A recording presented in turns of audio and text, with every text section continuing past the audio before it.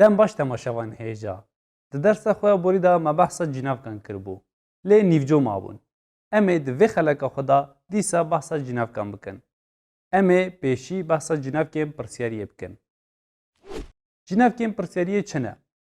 Cînavkên pirsyariyê bi rêya pirsê hem cihê navdêran hem jî cihê cînavkan digirin. Bersiva van pirsan dîsa cînavk bixwe.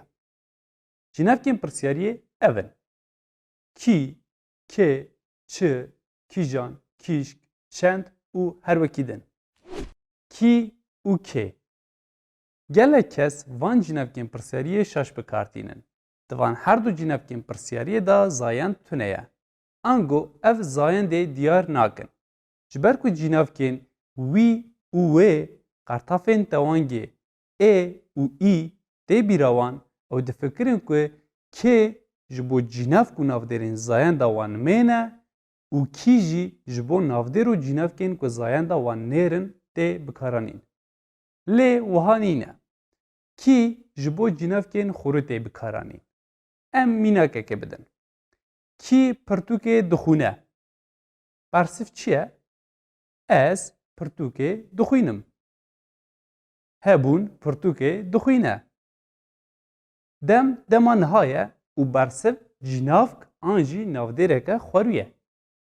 Kê jî ji bo cînavkên tewandî tê bikaranîn.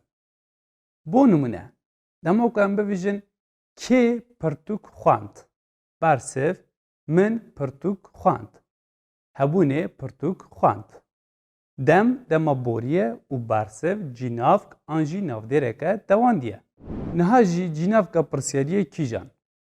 Ev cînavk li gorî zayend û mêjerê qartafan digire serxwe.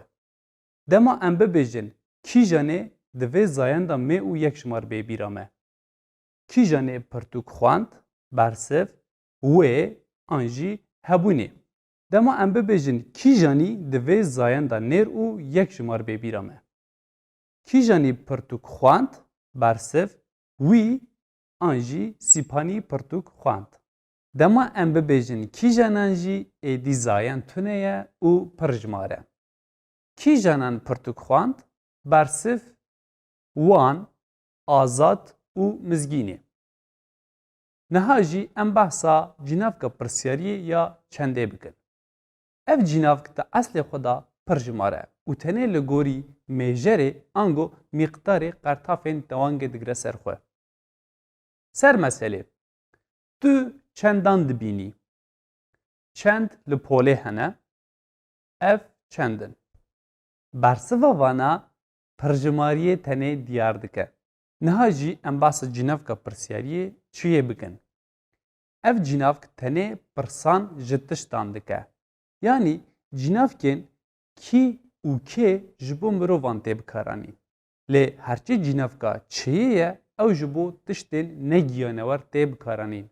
Her wiha xencî mirovan ji bo giyanewerên din jî tê bikaranîn. Ev çi ye? Ev kartol e. Dîsa kartol. Çi di nav çem de hene. Masî di nav çem de hene. Li Amedê çi navdar e? Li Amedê zebeş navdar e.